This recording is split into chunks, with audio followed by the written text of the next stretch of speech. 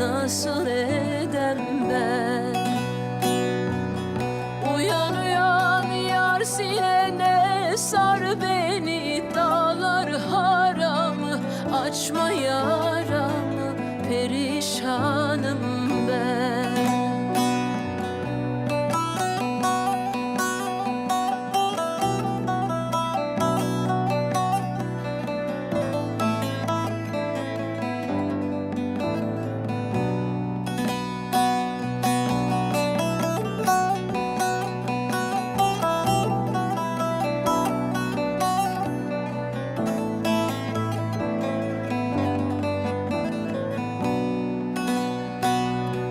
Yüce dağ başından aşırdın beni, neydem neydem yar beni.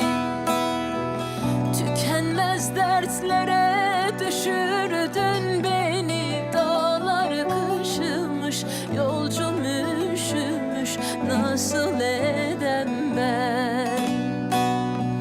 Madem soysuz göynün bende yoktu, neydem neydem yoktu. Niye doğru yoldan şaşırdın